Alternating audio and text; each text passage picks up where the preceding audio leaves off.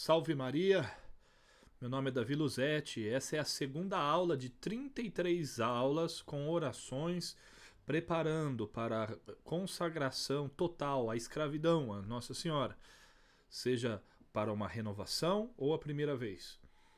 É uma alegria ter vocês aqui. Se você não assistiu a primeira aula, assista. Nós estamos nos 12 dias preliminares, onde pedimos a Deus a graça de tirar de nós o espírito do mundo, os desejos carnais, para que os desejos do espírito prevaleçam sobre a nossa carne e sobre tudo aquilo que pensamos, agimos e sentimos. Ok? Então nós vamos fazer essa campanha de consagração. Os motivos eu já coloquei na aula 1. Então vamos dar prosseguimento às questões fundamentais que o livro vai trazer. Como eu já disse na aula passada, é obrigatório a leitura do livro Tratado da Verdadeira Devoção à Santíssima Virgem, que você pode encontrar, inclusive, disponibilizado em PDF. Existe tudo isso se você não tiver o livro, mas compre o livro assim que possível, que é muito interessante. Então hoje é a aula 2. Hoje eu vou tratar unicamente de 2 parágrafos, que é o parágrafo 14 e 15. Eu considerei esses 2 parágrafos densos, não no sentido de ser complexo, porque não é, mas porque esses 2 parágrafos, eles pressupõem coisas que para quem é católico é muito básico, mas para quem não é, acaba não entendendo muitas coisas. Então, a nível de informação, de formação, de busca pela verdade, vou também usar essa aula de hoje para isso, tá? Então, o que vai dizer no número 14? Que a Virgem Maria, Nossa Senhora, ela é comparada a Deus, ela é menos do que um átomo. É antes um nada, pois só Ele, ou seja, Deus, é aquele que é. Então olha que interessante. Para a doutrina católica, para quem é católico, é muito claro que a Virgem Maria não é deusa e que diante de Deus ela é menor que um átomo. Lembrando que quando esse livro foi criado, a ideia de átomo é a menor coisa que possa existir. É no sentido original, etimológico da palavra, aquilo que não pode ser dividido, né? A última coisa. Embora a física tenha evoluído, né? O livro não é um tratado de física. Então é um conceito de que é a mínima do mínimo do mínimo. Então a Virgem Maria diante de Deus é menos que um átomo. Ótimo. Isso é ponto pacífico. Agora, quem somos nós perante ela? Essa é a questão que nós temos que nos fazer. Por quê? Porque eu e você que está assistindo somos criaturas, se somos batizados, filhos de Deus, filhos adotivos pelo batismo, porque o batismo é que incorpora você no corpo místico de Jesus. Jesus é a cabeça. Então, Maria é a mãe de Jesus. E não é possível você fazer parte do corpo se você também não for gerado por ela. De alguma maneira, não tem como uma mãe gerar uma cabeça e não gerar o corpo. Isso seria uma monstruosidade na ordem da graça. Isso a gente vai, inclusive, falar mais adiante. Tá? Então, se a Virgem Maria é menor que um átomo diante de Deus, ela é uma criatura perfeita. Ela é uma criatura que Deus a preservou de toda a mancha, de toda a imperfeição. Agora, eu e você, meu amigo, minha amiga, nós temos inúmeros erros diariamente. O mais justo peca pelo menos 7 vezes ao dia. E isso não aconteceu com a Virgem Maria. A única Virgem fecunda. Então, tudo isso faz com que a gente entenda mais qual é o papel da Mãe de Deus. Tá? Então, ela é menor que um átomo, mas foi escolhida por Deus para isso. Agora, então vamos entender aqui os tipos de culto. Tá? Essa doutrina dos tipos de culto, ela é muito sólida em toda a doutrina e história da igreja, que tem mais de 2000 anos. Né? Então, nós vamos ver aqui 3 espécies de culto, 3 tipos de culto que existem. E talvez alguém possa se questionar assim, tá bom, Lavi, muito legal essa sua explicação, mas ela não está na Bíblia. Então eu queria também, nessa pequena aula, só deixar claro algumas coisas sobre o que está ou não na Bíblia, tá? E qual é o alcance da Sagrada Escritura? Porque a Bíblia, ela é um dos fundamentos, dos alicerces da Igreja Católica. Mas não é o único, não é só a Escritura. A ideia de ser só a Escritura é uma ideia de Lutero, que veio só no século XVI. Né?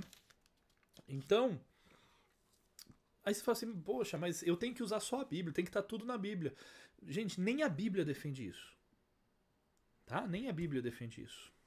Aliás, a igreja é maior que a Bíblia.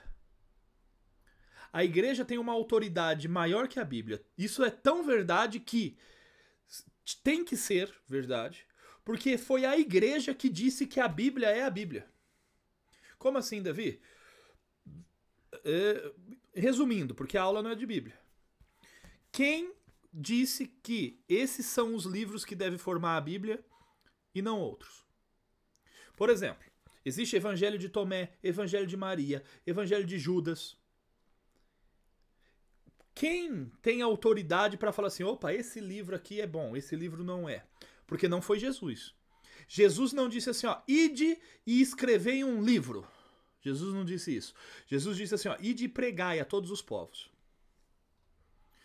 E o maior escritor do Novo Testamento, que é Paulo, nem é um dos 12. Nem conviveu com Jesus nos 3 anos de vida pública. Entende? Então, assim, a igreja, ela tem poder de dizer o que é sagrado e o que não é. De ligar no céu e na terra. É dela a chave disso. Então começa por aí que vocês têm que questionar. Porque foi a Igreja Católica que disse o que é a Bíblia. Tá? E o último versículo do último evangelho, que é o Evangelho de João. Então João 21, 25, só pra gente dar prosseguimento aqui. Pra gente não ficar esbarrando em questões básicas de fé. Diz o seguinte: há ainda muitas outras coisas feitas por Jesus. Se elas se escrevessem uma a uma, penso que nem o próprio mundo poderia conter os livros que se tinham de escrever. Veja, João, apóstolo João, nessa palavra de salvação, no último versículo, ele, depois de narrar maravilhosamente o evangelho todo, ele vai dizer, olha, se tivesse que escrever tudo o que Jesus fez, não ia ter livro que cabe no mundo. Então, a nossa fé, a nossa religião não é a religião de um livro. Nós não estamos aqui para fazer a religião de um livro, mas de uma pessoa. E essa pessoa é viva. E ela se manifesta dentro da igreja. Tá? Então, só fazendo um adendo em relação a isso. Bom, então a igreja que tem esse poder e de discernir tantas coisas, né? Opa, bati aqui na câmera, né? E de discernir tantas coisas, ela discerniu os diversos tipos de culto, tá? Que são latria, hiperdulia e dulia. e separa a ideia de veneração e adoração.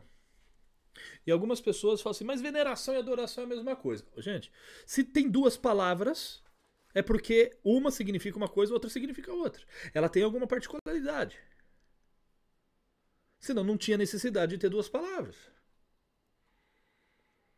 Ah, mas eu vi no dicionário que veneração e adoração cabe um ponto de sinônimo ali, de ser o mesmo significado. Ora, e desde quando o dicionário Aurélio tem autoridade teológica? Desde quando, né? Porque geralmente as pessoas querem usar só a Bíblia. Aí agora quer usar o dicionário Aurélio para falar isso. Entende a incoerência? Então, desde quando um dicionário tem uma autoridade para conceituar teologicamente? Tá? Então, isso é muito importante também, a gente entender, pedir a luz e sabedoria do Espírito Santo para entender tais coisas, tá? Então, vamos entender cada uma dessas coisas? Latria, vamos começar por latria. Tá? Latria é adoração, é a adoração suprema. Somente a Deus.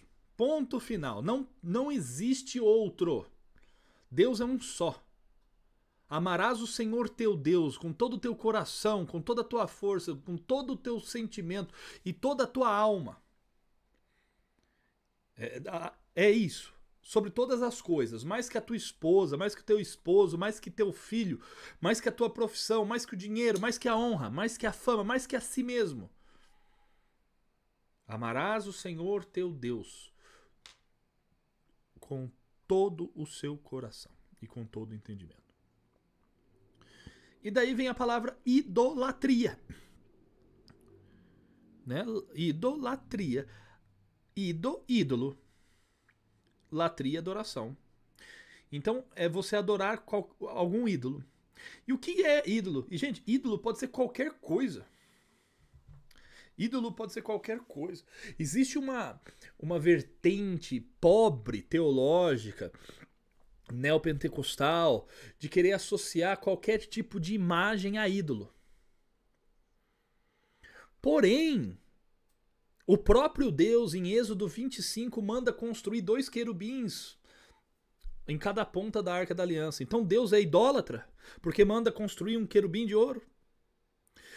No livro de Reis, Deus manda construir de ouro uma haste com uma serpente, e todos aqueles que olhavam para aquela imagem ficavam curados.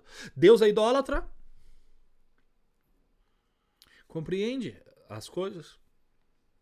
Então,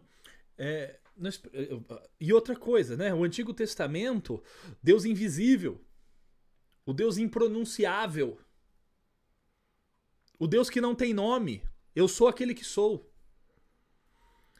E Jesus, que é a imagem do Deus invisível.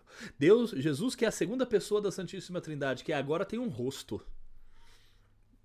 A gente precisa pedir sabedoria para Deus, para entender as coisas. Agora, ídolo é qualquer coisa que você coloque no lugar de Deus. Ídolo pode ser a tua mãe, ídolo pode ser seu pai, ídolo pode ser seu esposo, sua esposa, seu filho, sua profissão, seu projeto de vida, dinheiro.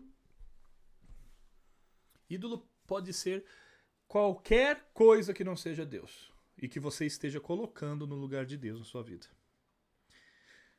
Nós precisamos dar a Deus o que é de Deus e a César o que é de César. Certo? Bom, entendemos o que é latria, espero. Então, o que é dulia? Dulia é a veneração. Vamos dar alguns exemplos? Você é obrigado, pela lei de Deus, a venerar teus pais. A ter um culto de veneração a teus pais, teus avós. Culto de dulia. A superiores. Ao teu pároco, ao teu bispo, ao teu patrão, ao líder da nação. Um respeito, uma honra, uma veneração. um sentimento de emulação. É a dulia. Esse sentimento, ele é o que Deus nos pede aos santos. E quem são os santos? Os santos foram aqueles que deixaram Deus viver neles, apesar de serem pecadores. São exemplos mais próximos de nós, que, tendo a inclinação de pecar assim como eu e você, eles provaram ter virtudes heróicas. Eles foram provados nessas virtudes e se tornaram exemplos para nós. Compreende? Então, o santo, ele merece um culto de dulia, de veneração. Por Deus não serem mais eles que viveram, mas Cristo que viveu neles. Como diz São João da Cruz, morro porque não morro. Eu vivo sem viver em mim. Então é isso. E agora nós temos a hiperdulia. Ou seja, a igreja colocou um tipo de culto que é de dulia, ou seja, de veneração e não de adoração. É dulia. Mas hiper, ou seja, diferente de tudo. Porque a Virgem Maria não pode ser comparada a nenhum outro santo. Esse culto ele é somente a Nossa Senhora, a Virgem Maria. E por que isso? Porque ela foi sem pecado concebida. Assim como Eva, assim como Adão. Só que diferente de Eva e Adão, foram expulsos do paraíso. Ela é o novo paraíso, do qual o novo Adão habita. E é ela que faz com que os novos eleitos entrem nesse jardim eleito para contemplar a Deus. Não é à toa, né? Que quando Deus vai falar com Eva, diz: colocarei a descendência da mulher, né? Ali não era Eva, ali já era o plano de Deus em Maria. Eva, ave, ou seja, a mulher que desobedeceu e a mulher que obedeceu. A Virgem Maria, ela é o avesso de Eva. Nenhuma devoção é comparável. Então a pessoa fala assim: eu sou devoto de Santo Antônio, de Nossa Senhora Aparecida, de Nossa Senhora de Fátima. Não, gente, não é assim que funciona. Devoção é desejo de se assemelhar. Devoção é você seguir os passos de Jesus a exemplo daquela pessoa. E o culto que se deve dar à Virgem Maria, não importa o título, porque depois a gente pode falar sobre a questão de títulos, que não importa, é daquela mulher que pediu o milagre em Caná, que recebeu João na cruz como filho e toda a igreja, a mulher revestida de sol do Apocalipse, a grande mãe de Deus, Maria Santíssima. Bom, espero que tenha ficado claro os 3 cultos. Vou fazer as advertências novamente. Os vídeos não substituem a leitura do livro. E assistir essas orações não substitui você de rezá-las. Tá bom? Vamos rezar juntos.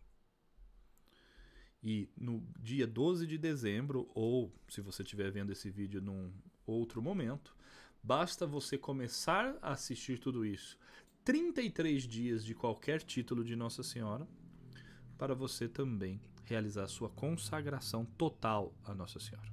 Tá bom? Então vamos lá, vamos rezar o Veni Creator, em português mesmo, e depois o Ave Maris Stella.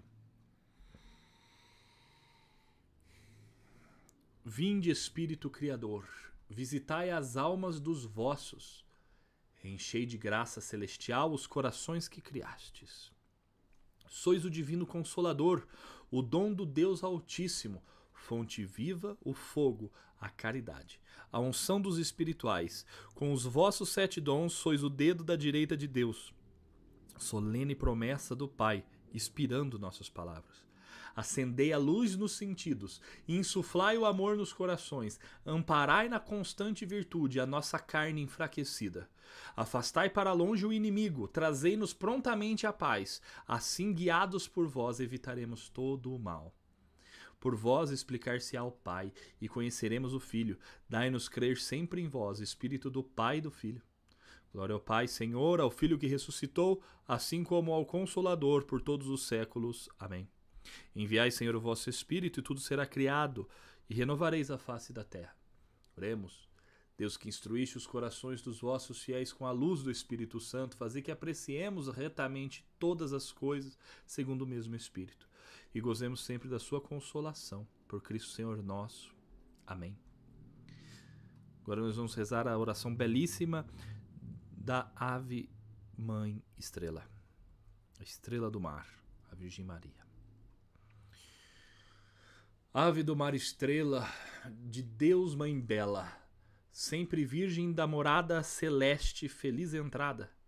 Ó tu que ouviste da boca do anjo a saudação, dá-nos paz e quietação, e o nome de Eva troca. As prisões aos réus desata, e a nós cegos alumia. De tudo que nos maltrata, nos livra, o bem nos granjeia. Ostenta que és mãe, fazendo que os rogos do povo seu ouça aquele que nascendo por nós quis ser filho teu. Ó Virgem especiosa, toda cheia de ternura, extinto nossos pecados, dá-nos pureza e brandura. Dá-nos uma vida pura, põe-nos em via segura, para que a Jesus gozemos e sempre nos alegremos. A Deus Pai veneremos, a Jesus Cristo também, e ao Espírito Santo demos aos três um louvor. Amém. Deus abençoe você. Se você está vendo esse vídeo ao vivo ou gravado, não importa. Desejo fidelidade a você. E que seja extirpado o espírito do mundo, a mentalidade do mundo, da sua vida e da minha vida. Amém. Até a próxima aula. Deus nos abençoe. Os anjos nos protejam. E salve Maria.